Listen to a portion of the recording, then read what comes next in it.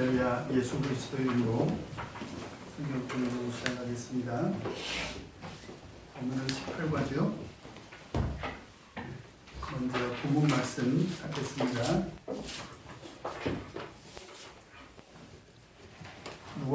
누가복음 16장 1절에서 13절.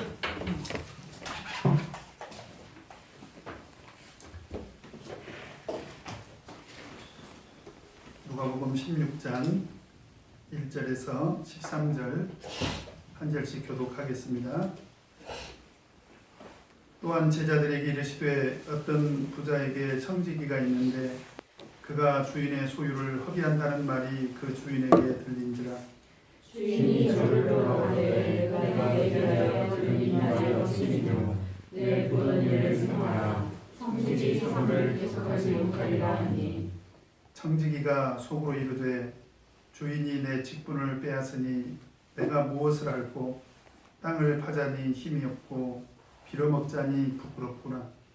내가 이를 알았다. 이렇게 하면 직분을 빼앗긴 후에 저희가 나를 자기 집으로 영접하리라 하고. 주인에게 빚진 자를 낱낱이 불러다가 먼저 온 자에게 이르되 네가 내 주인에게 얼마나 졌느뇨. 나에게 기름 100나리이다. 하루에 내 주서를 가지고 빨리 앉아 50이라 쓰라 하고. 또 다른 이에게 이르되 너는 얼마나 졌느뇨.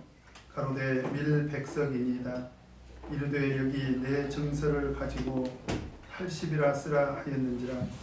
주인이 이웃자는 청지기가 이를 쉬게 하였으므로 칭찬하였으니 이 세대의 아들들이 자기 시대에 있어서는 지체의 아들들과 같이 되옵니다. 내가 너희에게 말하노니 불의의 재물로 친구를 사귀라.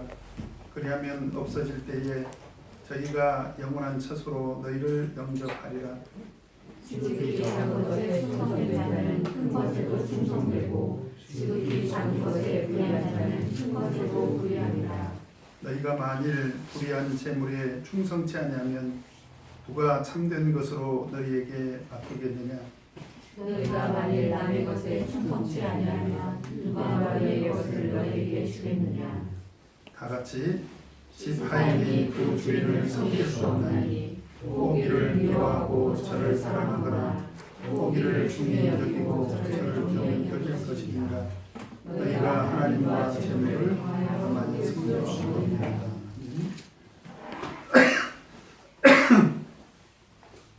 불의한 청지기의 비유를 통해서 같이 공부를 해보도록 하겠습니다. 청지기는 주인의 재산을 관리하는 재산 관리인이죠. 참고직일 수도 있습니다. 그래서 동산이나 부동산, 유무형의 재산을 관리하는 그런 사람이죠. 그래서 주인이 있고 그 주인의 재산을 관리하는 사람을 청지기라고 하는데,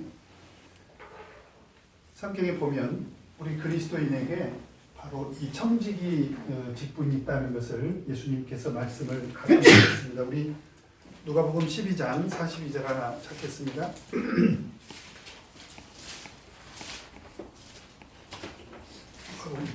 누가복음 12장 42절 시작.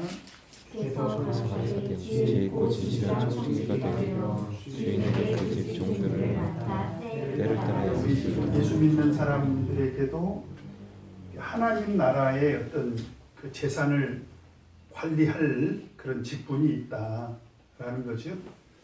그 다음에 베드로전서 4장 10절 11절. 베드로전서 4장 10절에서 11절. 같이 읽겠습니다. 시작. 각각 은사를 받은 대로 하나님의 하나님을 봉사하라. 만일 누가 말하면 하나님의 말씀을 하는 것 같이 하고 누가 봉사하려면 하나님의 공급하시는 힘으로 하는 것 같이 하라. 이는 범사의 예수 그리스도로 말미암아 하나님이 영광을 받으시게 하려 함이니 그에게 영광과 권능이 세세에 있는 사람들에게 선한 청지기 직분이 있다, 사명이 있다라는 거죠. 그래서 말이나 봉사를 할 때 하나님의 선한 청지기가 되어서 말도 하고 그 다음에 봉사도 해라. 지금 이제 그런 얘기죠. 그래서 이 청지기는 그 주인이 맡겨준 그 재산을 관리하는 이제 그런 위치에 있는 사람인데, 이제 우리가 이 청지기의 그 직분을 놓고 이제 어떤 신앙생활의 그 유형을 우리가 한번 생각을 해볼 수가 있는데, 어떤 사람들은 신앙생활 할 때 손님처럼 이렇게 신앙생활을 하는 사람들이 있습니다. 손님들은 주인의 일에 관심이 있을까요, 없을까요? 그 주인의 일에 관심이 있어요, 없어요? 네, 이런 사람들은 사실은 주인의 일에 전혀 관심이 없습니다. 책임지려고 할까요? 책임 안 지려고 할까요? 네. 만약에 관심은 있는데 책임은 안 지려고 하면 그런 사람은 나쁜 사람입니다. 그죠? 그러니까 손님은 나쁘다기보다는 신앙이 좀 미성숙한 그런 신도죠. 마치 남 얘기하듯이, 교회 일도 남 얘기하듯이 잘 몰라요. 교회가 어떤 곳인지, 교회가 어떻게 운영이 돼야 되는지, 교회 일을 어떤 방식으로 해야 되는지 잘 몰라요. 관심이 평소에 없습니다. 그 다음에 어떤 사람은 그 책임감이 지나쳐가지고 마치 자기가 주인인 것처럼 생각하는 사람들이 있어요. 그죠? 네. 그래서 우리가 생각할 때 주인의식을 가지고 우리가 일을 하자, 이런 이야기 많이 하지 않습니까? 그래서 이런 사람들은 책임감은 있어요. 책임감은 있습니다. 근데 이제 중요한 건 뭐냐면, 자기가 마치 주인인 것처럼 행세를 하려고 하는 것이 문제입니다. 그죠? 그래서 그나마라도 예를 들면 우리가 일반적인 이야기로 한다면 주인의식은 좀 주인의식은 좀 책임감을 많이 좀 느끼는 그런 사람의 좋은 어떤 태도라고 이렇게 볼 수도 있는데, 문제는 필연적으로 이런 사람들은 결과적으로 어떻게 되냐면 그 책임을 과도하게 행사를 하려고 하다 보니까 결국은 교만하게 되고, 그래서 그런 사람들을 우리가 소위 말해서 주인 노릇한다, 그죠? 또 뭐 터줏대 감이다, 그런 얘기하지 않습니까? 그래서 마치 교회를 사유물로 여기고요. 그래서 교회 주인은 사실은 누구죠? 하나님이시죠. 그 의식을 잘 못해요. 그러니까 하나님 눈에 보이지 않기 때문에 이런 사람들은 그 교회에 자기들이 신앙생활을 오래 했다거나 또는 어떤 직분을 맡으면 이런 그 주인 행세를 하면서 책임을 과도하게 지려고 하다 보니까 결국 교만하고 교회 일을 좌지우지하려고 하는 그런 성향의 사람들이 있다. 주인 노릇을 하는 그런 사람들이죠. 그러나 오늘 제가 좀 말씀드리려고 하는 것은 바로 청지기 의식입니다. 사실 우리는 청지기 위치에서 책임을 져야 돼요. 청지기 위치에서 책임을 지면, 청지기는 신분이 뭐예요? 신분이 종입니다. 종. 그래서 청지기 위치에서 책임을 지는 사람은 절대로 교만하게만 할 수가 없어요. 우리 누가복음 17장 9절에서 10절 같이 한번 보겠습니다. 누가복음 17장 9절에서 10절 읽겠습니다. 시작. 명령대로 하였다고 종에게 사자하였느냐. 이와 같이 우리도 명령한 것을 하나님의 일을 우리는 유익한 종이라. 우리의 하여야 할 일을 하고자 네. 마땅히 할 일을 한 것뿐인데 무슨 내가 보상을 받겠느냐. 그러니까 사실은 보상을 받으려고 하는 마음이 있었을 때 그 책임감은 교만으로 나타납니다. 근데 오늘 예수님께서 하신 말씀은 종의 위치에서 책임을 지는 사람들은 결국 어떻게 봉사한다는 것입니까? 겸손하게 봉사한다는 거죠. 그래서 바로 우리들에게는 청지기적 사명이 있다. 청지기적 직분이 있다. 라고 하는 것을 우리가 알 수가 있는데 오늘 바로 그 청지기에 관한 얘기를 제가 하려고 합니다. 예수님께서 청지기를 하나의 소재로 삼으셔서 이제 비유로 말씀을 하시는데 하필 그 앞에 뭐가 수식어가 붙어 있습니까? 불의한 그 청지기를 놓고 오늘 예수님께서 비유로 말씀을 하시는 거예요. 그래서 왜 하필 불의한 청지기를 비유로 말씀을 하셨는가? 오늘 예수님께서 어떤 뜻으로 이런 비유를 하셨는지 같이 한번 공부를 해보도록 하겠습니다. 자, 1번 읽겠습니다. 시작. 청지기에 관하여 그 주인의 귀에 들린 말은 어떤 내용인가. 어떤 부자에게 청지기가 있었습니다. 재산을 관리하는 사람이죠. 그런데 그 청지기가 어떤 태도로 그 직무를 수행하고 있었습니까? 주인의 소유를 허비했다는 얘기는 사사롭게 낭비했다는 거죠. 여러분 우리는 하나님 나라의 모든 재산을 허비해서는 절대 안 됩니다. 그리고 그 말이 결국은 누구에게 들렸습니까? 이제 주인에게 들렸습니다. 그 다음에 2번 같이 읽겠습니다. 시작. 주인의 소유를 허비한다는 말을 듣고 주인은 청지기에게 어떻게 하였는가. 자, 2절에 보면 이제 뭐 주인이 바로 그 사실을 알게 돼서 청지기를 부르죠. 그래서 내가 네게 대하여 들은 이 말이 어찌미뇨. 사실을 좀 따져봐야 되겠다는 거죠. 그래서 바로 어떻게 요구를 합니까? 내 보던 일을 회개하자는 거예요. 회개하자. 장부 가지고 와라. 그런 얘기죠. 만약에 그것이 사실이라면 어떻게 하겠다? 청지기 사무를 계속하지 못하리라. 그래서 이제 우리가 하나 생각해야 될 것은 뭐 지금 예수님께서 여기서 지금 등장시킨 청지기와 주인은 우리가 생각할 때는 일반적으로 그 주인은 하나님이고 이 청지기는 우리 그리스도인들이고 이렇게 우리가 생각할 가능성이 있는데 사실은 오늘 내용을 보면 그러진 않습니다. 여기 보면 지금 8절에 보면 8절에 같이 한번 읽겠습니다. 시작.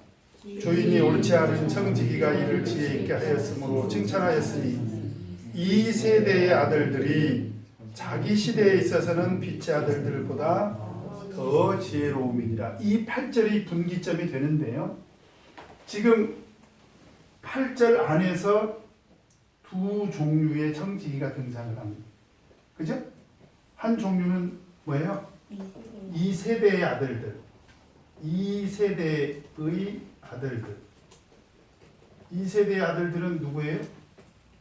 바로 세상 사람으로서의 청지기를 말하는 것이고요. 그 다음에 8절 후반부에는 누가 등장합니까? 이제 빛의 아들이 등장을 하죠. 빛의 아들. 빛의 아들은 누구예요? 바로 하나님의 청지기를 말하는 거죠. 그죠? 그래서 이제 사실은 8절 이후의 내용이 이 빛의 아들들에 관한 교훈입니다. 이건 비유죠, 비유. 예수님께서 불의한 청지기를 등장시켜서 이 세대의 아들들이 이렇게 하지 않느냐.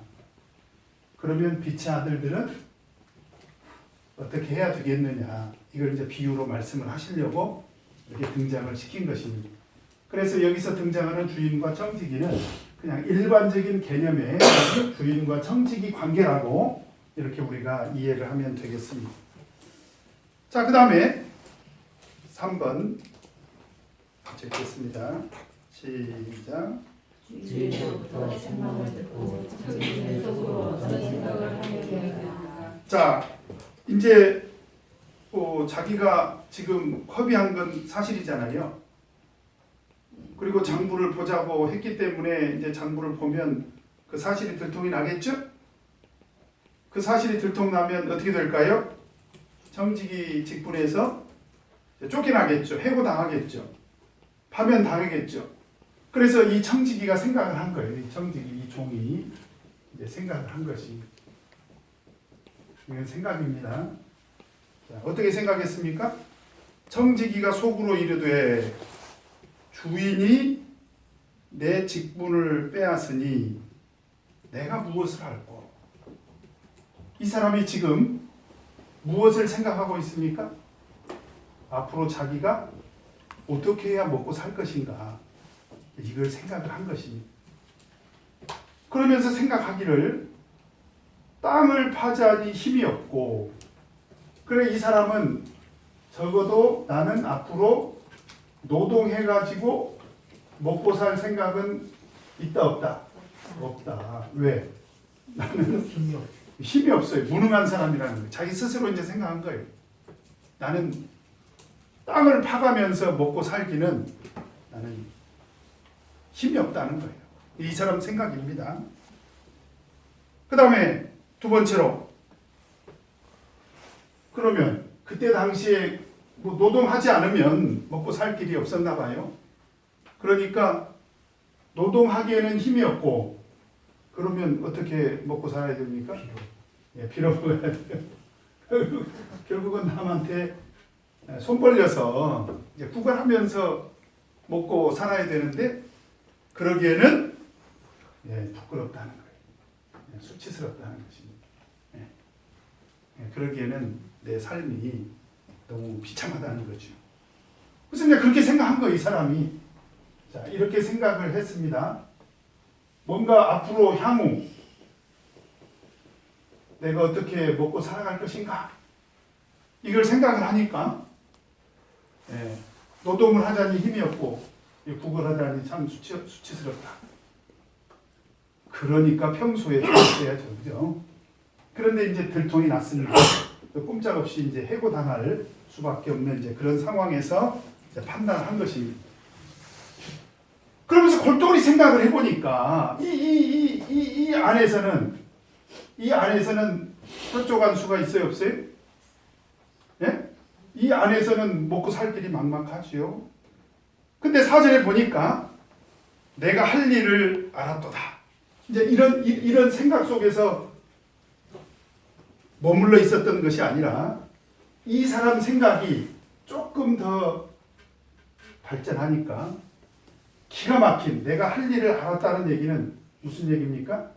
아주 묘수가 나왔다는 거예요. 굿 아이디어. 묘수를 찾아낸 묘수. 아주 묘수를 찾아낸 것입니다. 그러면서 내가 할 일을 알았다는 거예요, 이 사람. 내가 이렇게 해야 되겠다. 자기가 할 일을 찾은 거죠. 이렇게 해가지고는 먹고 살 길이, 이거는 먹고 살 길이, 이거는 생존이 불가능하고, 그래서 뭔가 묘수를 찾아낸 거죠. 그 다음에 할 일을 찾은 것입니다. 이렇게 하면 틀림없이 직분을 빼앗기더라도 저희가 나를 자기 집으로 영접하리라. 이제 그 내용이 다음에 나옵니다. 그 다음에 4번 같이 읽겠습니다. 시작. 해고당한 주제는 청지기가 모색한 자신의 살 길은 어떤 것인가. 자, 이 사람이 지금 이 굿 아이디어로 생각한 내가 할 일이라는 것이 뭐냐라고 했더니 5절에 보니까 주인에게 빚진 자를 어떻게 했습니까? 낱낱이 불렀습니다. 자기한테 빚진 자요, 주인한테 빚진 자요? 그렇죠. 주인에게 빚진 자를 불렀습니다. 주인에게 빚진 자들을 불러가지고 첫째 빚진 자를 불렀더니 어떤 사람이 왔습니까? 기름 100마를 빚진 사람. 기름 100마. 기름 100마리면 엄청난 양이죠. 그때 당시에 용량의 단위가 지금하고 달라가지고 우리는 보통 한 마리면 몇 리터예요? 5리터라고 합니까? 10리터라고 합니까? 아니면 한 대가 1.8리터죠. 한 말을 뭐 5대라고도 하고 10대라고도 하고. 이렇게 성경에서는 이 말의 단위가 한 23리터 정도 된다고 그래요. 그래서 이것을 계산해 보니까 그때 당시에 한 1000데나리온 정도 된다. 1000데나리온. 엄청나게 큰 돈이죠. 그렇죠? 1000데나리온이면 엄청 큰 돈이에요. 한 데나리온이 하루 품삯이잖아요. 10만 원만 계산을 하더라도 1000만, 100만 아니지 100만, 1000만 억이네. 1억 정도 해당되는 돈이에요. 그죠? 그런데 이 사람이 몇 프로를 깎아줍니까? 네, 50%를 자기가 디스카운트를 해줍니다. 왜 깎아줬을까요? 나머지 50%는 이걸 보고 뭐라고 그래요? 응? 리베이트라고 그러죠. 그죠? 너하고 나하고 나중에 적당한 때 나눠 먹자. 지금 그 얘기 아닙니까? 그죠? 그래서 50%에 해당되는, 그러니까 500데나리온에 해당되는 돈을 삭감을 해줬습니다. 그 다음에 두 번째로 또 어떤 빚진 사람을 불렀습니까? 네? 네, 밀백석.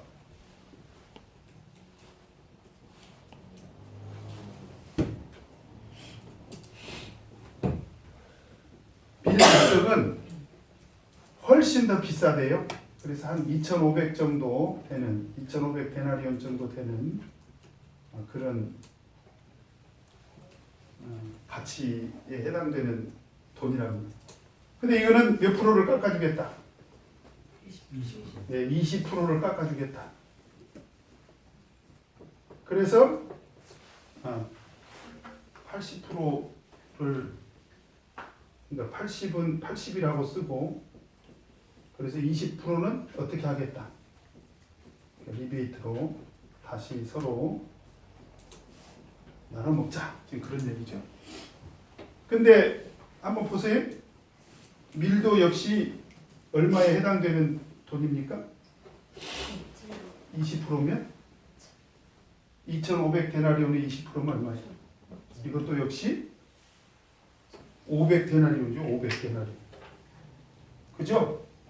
이것도 역시 500 데나리온. 요거 20%도 역시 500 데나리온. 합치면 얼마예요? 1000 데나리온. 1억이나 되는 큰 돈입니다. 그죠? 엄청난 짓을 하고 있습니다. 이거 횡령인가요? 배임인가요? 둘 다. 근데 법적으로 제가 따져보니까 사물을 보고 있는 사람이 불법적으로 자기 임무를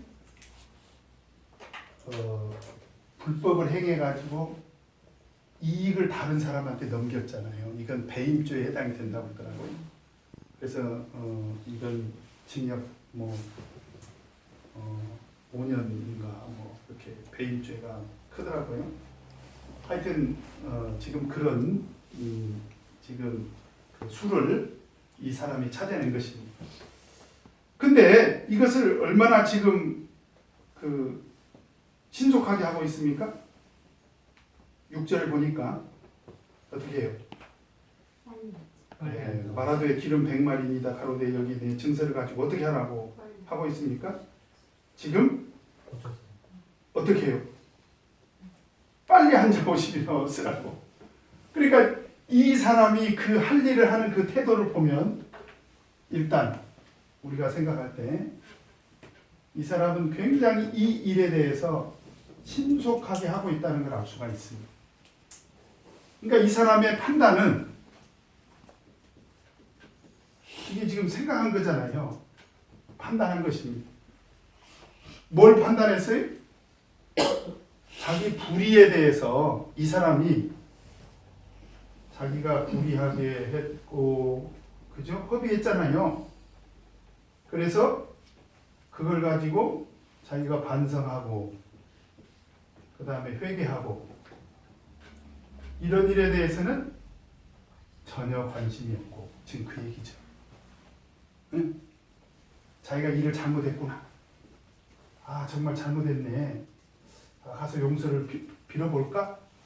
이런 판단은 전혀 없고, 오히려 자기가 향후 어떻게 하면 먹고 살 것인가에 대해서 이 사람은 굉장히 신속하게 판단을 했다는 거예요.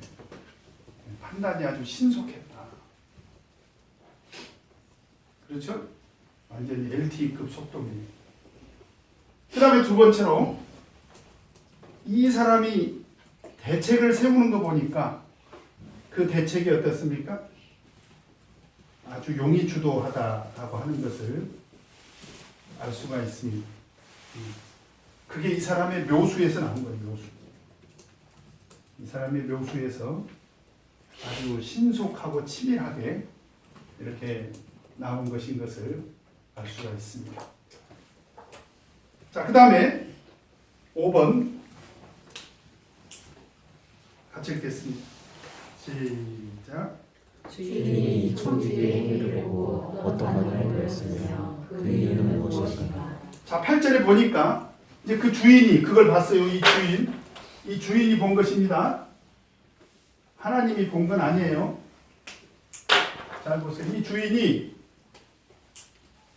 주인이 이 친구가 이렇게 하고 있는 것을 봤어요. 할 일을 찾아서 한 것을 봤어요. 한 것을 보고 어떻게 판단을 했습니까? 예? 옳지 않은 청지기가, 그렇다면 이 주인은 여전히 이 청지기에 대해서 어떻게 지금 판단하고 있다는 거예요? 예? 예, 이 사람은 아주 불의한 사람이다. 이 나쁜 놈이네. 이렇게 판단하고 있습니다. 이 주인이 그렇게 지금 판단하고 있어요. 이 놈은 자기 스스로 지금 뭐 불의한 것을 반성하거나 회개의 빛도 없어요.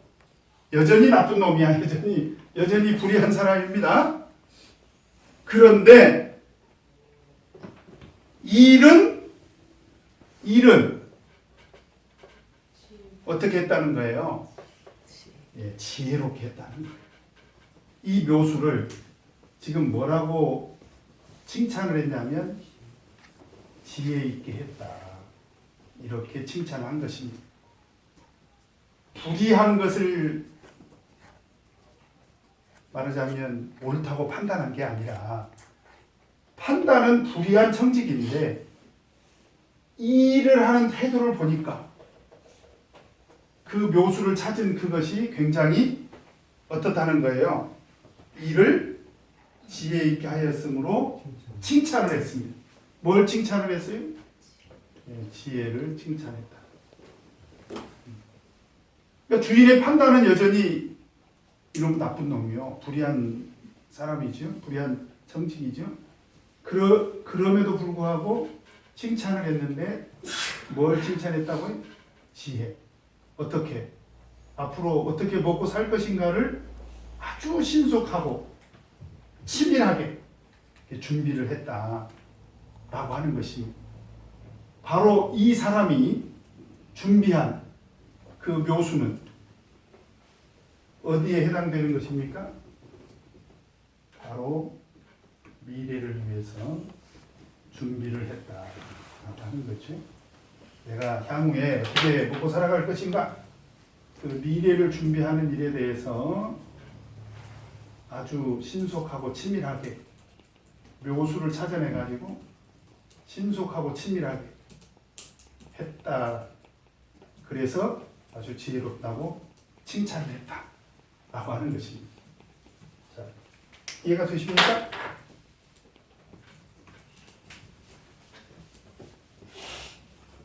근데 8절을 보면, 자, 8절이 분기점이 된다고 그랬죠? 요번에 이제 불의한 청지기에 대해서 예수님께서 칭찬한 거고요.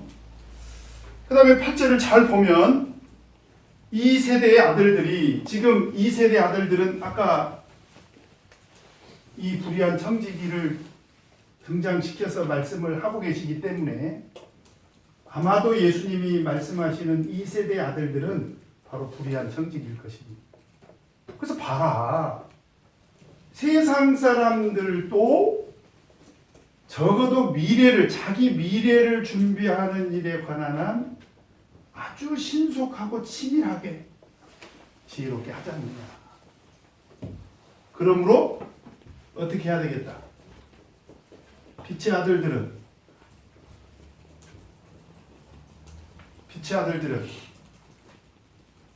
이 세대의 아들들, 세상 사람들보다 훨씬 더 지혜로우면 얼마나 좋겠습니까만, 오늘 예수님께서 하시는 말씀이 뭐냐? 자기 시대에 있어서는 빛의 아들들보다 적어도 이 일에 대해서는 더 지혜롭다. 더 지혜롭다. 혹시 좀 그런 측면이 있죠?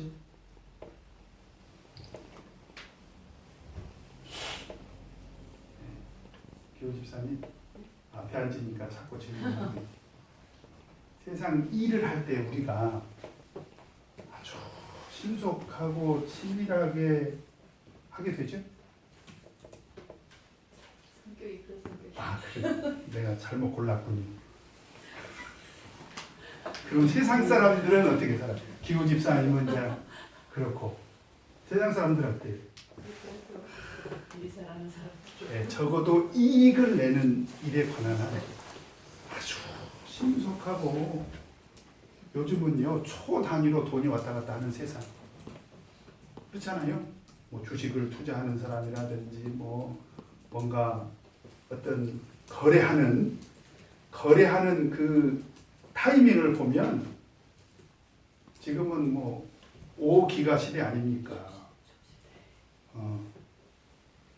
5세대 지금 통신 세대 아닙니까? LTE를 넘어섰잖아요 지금. 그래서 지금도 LTE 쓰고 있다고 그러면, 아, 나는 5G 쓴다, 뭐 어떤 분들은 그러더라고요. 우리가 생각할 때는 그게 그거 같은데 다르대요. 그 속도가 가히 아주 지금은 빛의 속도를 지금 가고 있습니다. 그런 세상인데, 그런데 빛의 아들들이 이제 그렇지 못하더라는 거예요. 이건 예수님의 탄식입니다. 그러니까 예수님께서는 이 빛의 아들들이 더 지혜로웠으면 좋겠는데, 이 일에 대해서 오해하지 마시길 바라는 것은, 그러면 빛의 아들들이 세상 사람들처럼 이렇게 먹고 살 거리를 찾는 일에 신속하고 치밀하게 지혜롭게 하라는 말이냐? 그건 아니고요. 왜 예수님께서 이런 말씀을 하셨는지 그 내용을 같이 한번 살펴보도록 하겠습니다. 6번. 시작. 불의한 청지기의 비유를 말씀하시고 제자들에게 권면하신 말씀은 무엇인가? 자, 그래서 이제 빛의 아들들이 그러면 어떤 일에 더 지혜로울 것인가? 지금은 예수님께서는 구별을 해야 됩니다. 요렇게 한 것을 인정한 것이 아니고, 이건 불의한 거예요. 이렇게 살면 안 됩니다.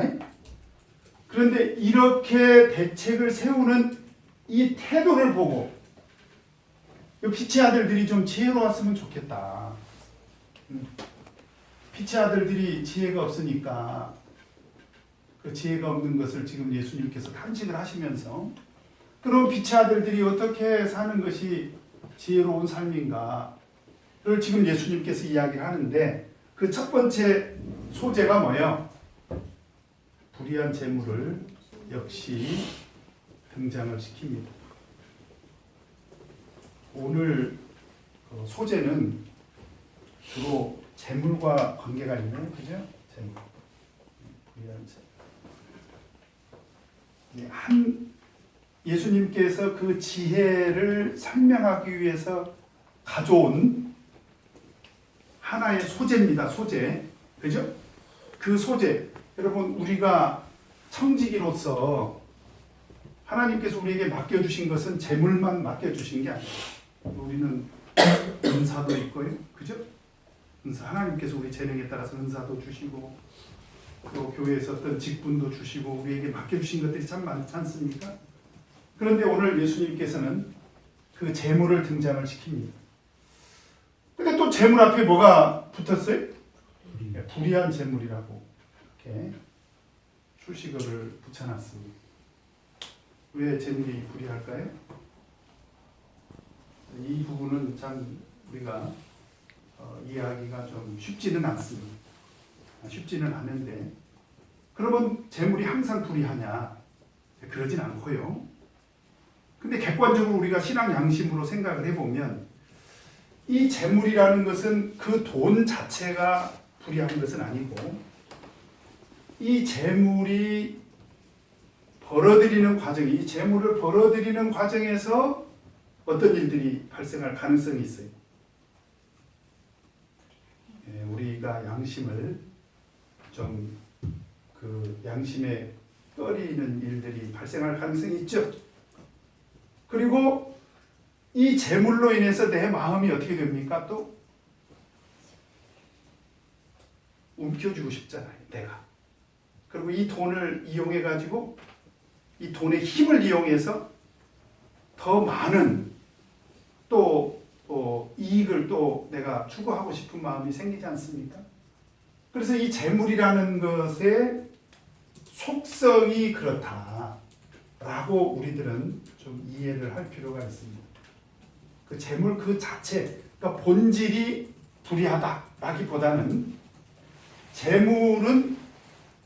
재물이 모아지는 과정에서도 불의할 가능성이 있고 또 모아진 재물로도 우리가 불의하게 살아갈 가능성도 있기 때문에 오늘 예수님께서 이 물질을 등장시키면서 불의한 재물이라고 이렇게 말씀을 하신 거다. 일단 이렇게 이해가 됩니다. 저는 그렇게 이해가 돼요. 그런데 그 불의한 재물로 어떻게 사용하라는 것입니까? 이 불의한 재물을 어떻게 해요? 친구를 사귀라는 거예요. 재물을 잘 사용하면 선용하라는 거죠. 선용. 잘 쓰라는 거예요. 재물 그 자체가 속성이 불의하지만 그러나 그 재물을 잘 사용하면 많은 친구를 사귈 수가 있다. 재무형 어떤 친구하고 친해요? 돈을 많이 쓰는 친구가 아무래도 친하죠. 밥도 좀 사귀고 선물도 생일도 찾아주고 선물도 좀 주고 그런 친구가 없나 봐요? 그런 걸로 친구를 삼지 않습니다. 아, 그런 걸로 아주 그 고차원적인 삶을 살고 계십니다. 일반적인 얘기를 한 것입니다. 예수님께서 불의한 재물을 잘 사용하면 친구를 사귈 수가 있다 라고 하는 것입니다. 그러면 어떻게 된다는 거예요? 그리하면 없어질 때 뭐가 없어진다는 거예요? 재물이 없어지면 저희가 영원한 처소로 영접하리라. 그럼 재물이 다 결국은 재물이 다 소멸될 정도까지 사용을 하면 결국은 이 친구들이 너희를 영원한 처소로 이렇게 인도할 것이다 영원한 처소는 뭐 물어보나 마나 어디예요? 영원한 하나님의 나라. 그죠? 천국 하나님의 나라를 말하겠죠. 저희는 친구들을 말하겠죠. 그 친구들이 너희를 영원한 처소로 인도할 것이다. 그렇게 해도 말이 되고요.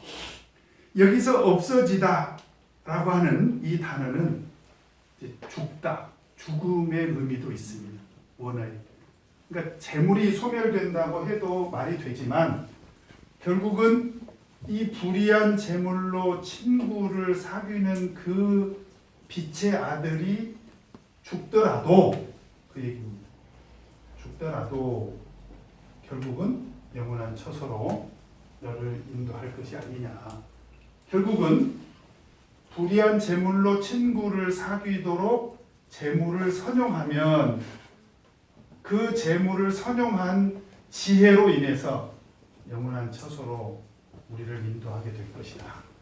이렇게 예수님께서 이 이야기를 하고 싶어서 지금 재물을 등장시킨 것입니다. 이해가 되십니까? 뭐 재물로 이해를 해도 되고요. 죽음으로 이해를 해도 되는데 이제 죽다라는 뜻이 조금 더 자연스러운 것 같습니다. 그 다음에 3번 같이 읽겠습니다. 시작. 하나님 나라에 충성된 성지가 되려면 어떤 자세를 가져야 하는가? 자, 여기서 보니까 이제 이런 일이 이 불의한 재물로 친구를 사귀는 정도의 일이라면, 자, 그런 얘기. 이건 하나의 소재라고 해서 제가 하나의 소재로 등장을 시켰다고 했습니다. 그러면서 예수님께서 뭐라고 말씀하시냐면 아주 지극히 뭐라고요? 작은 것. 네, 작은 것. 지극히 작은 것에 충성을 했다는 거예요. 작은 것에 충성하면 그런 사람들은 큰 것에도 충성할 거 아니냐. 그러면 불의한 재물 이상의 것을 사용하는 일이 있을지라도, 그 이상의 일이 있을지라도 이 사람은 틀림없이 큰 일에도 충성하게 될 것이다. 지금 그 얘기입니다. 네, 큰 일에도 충성하게 될 것이다. 그죠? 그 다음에 또 11절에 보면 너희가 만일 불의한 재물에 충성치 아니하면 누가 참된 것으로 너희에게 맡기겠느냐. 지금 계속 비유로 너희가 불의한 재물에 충성치 아니한다면 누가 너희에게 참된 것을 맡기겠느냐. 그러니까 불의한 재물에 충성해야 참된 것도 맡겨줄 거 아니냐. 지금 그런 얘기죠. 그죠? 이런 재물 관리도 제대로 못하는 사람한테 어떻게 참된 것을 맡기겠냐. 지금 그런 얘기입니다. 그 다음에 또 12절 너희가 만일 남의 것에 충성치 아니하면 누가 너희의 것을 너희에게 주겠느냐. 예수님께서 너희가 남의 것에 충성치 아니하면 너희 것을 누가 맡기겠느냐. 그러니까 남의 것에도 충성해야 너희 것에도 충성할 수 있는 거 아니냐. 지금 사실은 전부 다 이게 서로 연관성이 있는 것입니다. 불의한 재물은 사실상 아주 지극히 작은 일이라는 거예요. 이게 무슨 얘기냐면, 당연히 우리 교회에서도 예를 들어서 우리 교회에서도 사람을 평가할 때 돈으로 평가해 안 해? 안 해? 하죠. 그 사람이 돈 씀씀이를 봅니다. 그죠? 그 돈으로 하나님 앞에 헌금할 수 있는 믿음이 있는지, 그죠? 그러나 그렇다고 해서 그것을 큰 것으로 보진 않아요.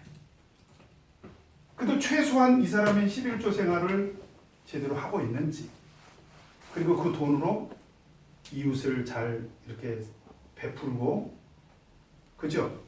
그리고 그 돈을 잘 말하자면 관리를 해서 낭비하지 않고 허비하지 않고, 소위 말하면 재테크를 잘해서 자기 가정 살림도 풍요롭게 만들고, 우리 이런 거 보지 않습니까?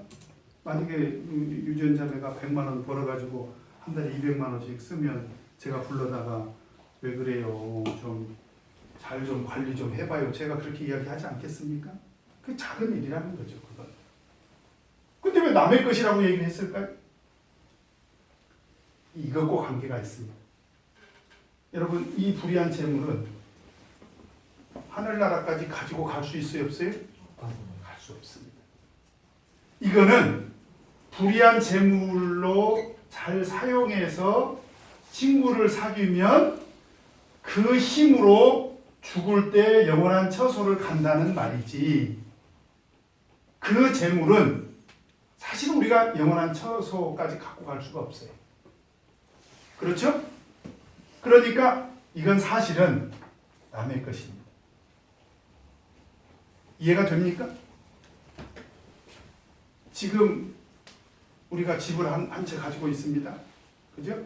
지원자매님 있어요? 집 있어요? 네. 하여튼 부모님 돌아가시면 또 받겠죠? 그럼 죽을 때 집 갖고 갈 수 있어요? 없죠. 이게 남의 것입니다. 그 뜻입니다. 그래서 그 남의 것일지라도 충성해야 하나님 나라의 일을 맡길 수 있는 거 아니냐, 지금 그런 얘기입니다. 그 지혜를 말하는 거예요. 그 지혜. 불의한 재물로 우리가 지극히 작은 일일지라도 충성을 해야 하나님 나라의 큰 일을 할 수 있는 거 아니냐, 지금 그 얘기를 예수님께서 이렇게 비유로 말씀을 하신 것입니다.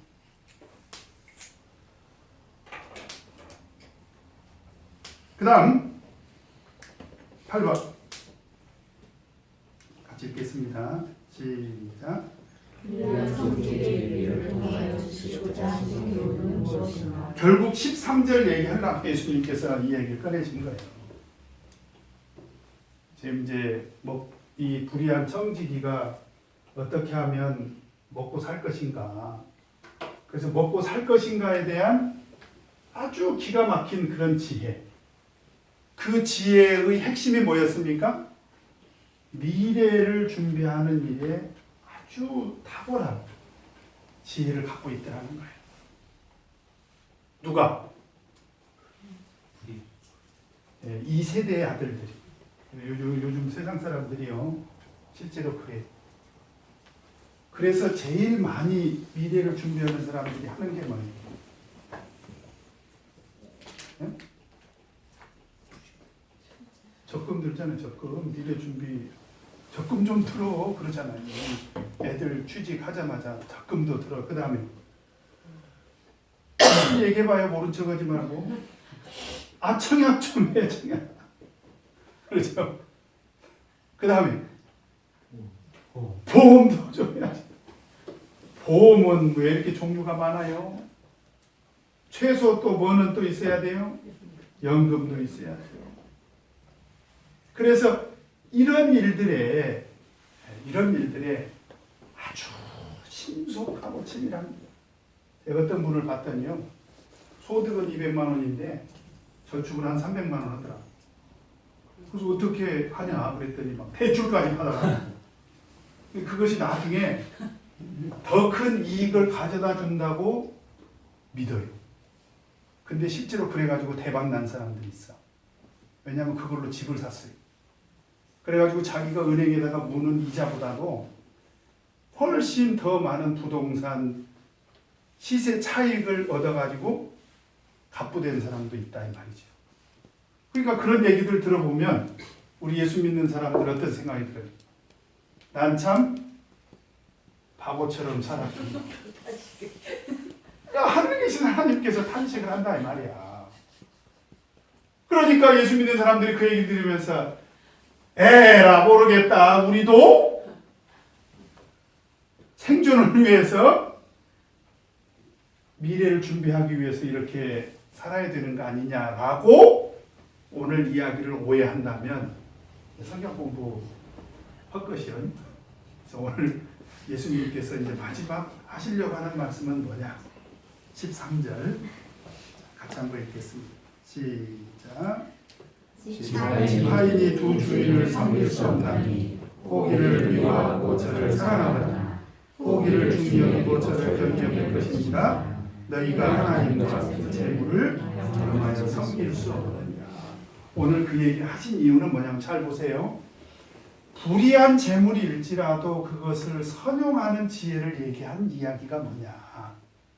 재물이라는 것은 아무리 좋아도 사용하는 것이지 섬김의 대상이 아니라는 거예요. 그러니까 우리 그리스도인, 이 빛의 아들, 빛의 아들들에게 있어서 섬김의 대상은 누굽니까? 하나님이고. 그죠? 네. 재물은 잘 사용하면 된다는 거예요. 잘 보세요. 우리 믿음의 세계에서 그런 측면이 있습니다. 어떤 사람은 재물이 목적이 돼서 재물을 섬기는 사람은 어떻게 해요? 하나님을 잘 사용하죠. 그죠? 그런 사람 몰라요? 우리 참예수교에서는 뭐 그런 일들이 거의 없지만 제가 말씀드린 거의라는 말은 실제로 그런 사람들이 있기 때문에 제가 말씀드려요. 그런 사람들은 교회를 자기 재테크의 전진 기지로 삼아요. 식당 개업해놓고 교회 다니죠. 그런 사람들이 있어요, 없어요? 네. 자기 하는 업을 교회에서 이렇게 펼쳐놓고, 왜냐하면은 제일 그래도 이제 주로 이런 보험이라든지 요즘 종에서도 공문 냈죠. 다단계 사업이라든지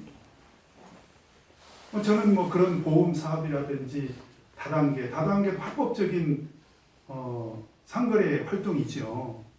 피라미드가 문제라고 하더라고. 피라미드는 불법이고 다단계는 합법이래요, 국가에서.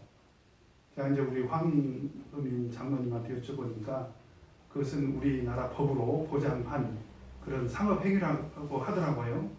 근데 이제 문제는 뭐냐면 그런 사람들이 일확천금을 노리는 것이 문제고, 또 하나는 그것을 가지고 세상 사람들을 상대로 업을 하면 아무 문제가 없는데, 그런 사람들이 제일 먼저 누구를 찾아요?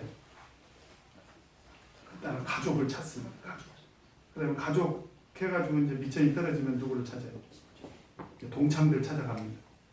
그러고도 안 되면 누구 찾아요? 교회 신도 찾죠. 사실은 그건 문제죠.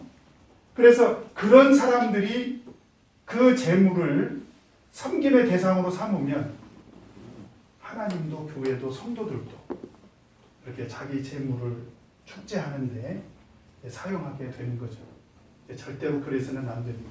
그래서 우리 예수 믿는 사람들은 하나님과 재물을 겸해서 섬길 수가 없다는 거예요. 이 분명한 원칙을 가지고 우리가 재물관을 가져야 된다. 오늘 예수님께서 이 얘기를 한 이유가 14절에 나왔어요. 14절. 같이 한번 읽어보죠. 시작. 바리새인들은 돈을 좋아하는 자라. 이 모든 것을 듣고 비웃거늘. 누가 돈을 좋아한다고요? 바리새인. 그래서 돈을 좋아하면 누구하고 똑같은 사람 되는 거예요. 바리새인들하고 똑같습니다. 그래서 여러분 기독교 서점에 가면 이런 책이 있어요. 하나님 다음으로 돈이 좋아요. 그래서 이 돈이요 굉장히 경쟁력이 있습니다. 여러분 한번 보세요. 오늘 예수님께서 두 주인을 섬길 수 없는데 그 주인의 반열에 올라가 있는 게 뭐예요? 돈입니다. 돈. 그래서 이 영어로는 이 재물을 뭘로 번역을 했냐면 머니가 아니라 맘몬으로 번역을 했어요. 그때 당시에 맘몬이라는 재물 신이 있었어요. 재물 신. 그러니까 신격화된 재물이죠. 그죠? 너희가 하나님과 재물을 겸하여 섬길 수 없다. 그래서 예수님께서 하시는 말씀입니다. 잘 들어보세요. 하나님을 섬기는 일이 중요하면서 동시에 재물도 중요하게 생각할 수가 없다는 거예요. 우리 잘 생각해야 됩니다. 재물을 버는 일과 하나님을 섬기는 일이 맞서면 우리는 뭘 선택해야 돼? 그렇죠. 하나님을 사랑하면서 재물도 동시에 사랑할 수가 없다는 거예요. 있을 수가 없다는 거예요. 하나님을 사랑하는 사람은 이 재물을 미워할 수밖에 없다. 미워한다는 얘기는 아까도 제가 얘기했죠. 그 재물의 속성을 말하는 것입니다. 그래서 우리가 보통 그 돈으로 인해서 좀 속상한 일이 생기면 우리가 어떤 말을 하죠? 사람 나고 돈 났지, 돈 나고 사람 났냐? 사람 관계가 깨지면 뭐라고 해요? 돈 때문입니다. 돈을 미워하는 사람의 태도죠. 그런 태도를 우리가 신앙생활 하면서 사실은 가지야 됩니다. 그래서 절대로 돈 때문에 인간관계가 어려져서는 안 되고요. 돈 때문에 하나님을 섬기는 것을 우리가 게을리해서는 안 된다. 지금 그런 얘기입니다. 자, 이해하셨습니까? 네, 그래서 오늘 예수님께서 불의한 청지기의 비유를 통해서 하시고자 하는 말씀은 결국 무엇입니까? 10계명의 1번이에요. 나 외에 다른 신이 있게 말지니라. 다른 신을 내게 있게 말지니라. 바로 그 말씀을 예수님께서 하고 싶으셨던 것입니다. 자, 그러면은 내 삶에 적용하기 같이 한번 읽겠습니다. 1번 같이 읽겠습니다. 시작. 예수께서 이 세대 아들에게 지하를 지어주었다고 하셨습니다. 이는 불신자들에게 유도한 처세를 실천하는 것이 하지만 또 다른 하나님은 신자들이 그들보다 훨씬 더 지혜롭게 직분을 감당하고 미래를 준비해야 함을 교훈하신 것이 합니다. 나는 그들의 직분에 대하여 노하하고 다르다 생각하지 않습니다. 나는 그들의 직분을 감당하기 위해서 신실하게 준비하며 이제 이거를 그 객관적으로 우리가 비교하기는 어렵지만 제가 가끔씩 이제 그런 얘기를 합니다. 보일러가 고장났어요. 집에. 교우 집사님. 직장생활 하시느라고 바빠서 그냥 보일러 고칠 새는 없을 것이고 춥게 주무시죠? 그렇죠. 신속하게 어떻게 해서라도 막 시아버지를 불러서라도 회사가 빠질 수는 없고, 그죠? 회사 빠질 수는 없고, 시아버지, 그 연로하신 시아버지를 불러서라도 어떻게 해요? 하죠. 그 우리가 하나님 일이 그럴 때 어떻게 하냐, 이 말이죠. 지금 그 얘기입니다. 우리가 하나님 일을 할 때 어떻게 하고입니다. 우리 태도를 한번 돌아보자는 것입니다. 그죠? 그 다음에 두 번째로 2번. 같이 읽겠습니다. 시작. 예수께서는 불의한 자로 진로를 살리라고 하셨습니다. 이는 빛의 자녀들도 재물을 올바르게 사용하여 영역과 유익 것을 추구하여 영원한 자녀를 주의해야 하는 것입니다. 나는 혹시 세상의 재물을 사용하기보다는 저를 소유한 대로 가지고 살고 있지는 않습니까? 나는 세상의 재물을 잘 사용하여 하늘의 보화를 열심히 쌓고 있습니다. 열심히 쌓고 있습니까? 예. 바로 이 불의한 재물과 상대적인 개념이 하늘의 보화를 말하고 있는 것입니다. 그 다음에 3번 같이 읽겠습니다. 시작. 예수께서는 우리가 값을 정하여 살 수 있다고 하셨습니다. 이는 재물은 섬김의 대상이 아니며 오직 하나님만이 우리의 섬김의 대상의 본연을 감별하실 것입니다. 나는 재물의 지나치기가 원래 힘으로 재물의 섬김의 대상을 착각하는 것이 않습니까? 나는 우리 하나님 한 분만을 나의 섬김의 대상으로 여기며 섬기고 있습니까? 오직 하나님만 꼭 섬기시기 바랍니다. 적용 포인트 같이 읽겠습니다. 시작. 예수께서는 세상 사람들보다 오히려 빛이셔야 미래를 준비한 일이고 필수양을 이루십니다. 또한 우리는 영원한 미래를 준비하고 있어서 재물을 생각할 수 있어야 한다는 것입니다. 왜냐하면 우리의 섬기기 위해서는 재물이 아니라 오직 하나님뿐이시기 때문입니다. 기도하겠습니다.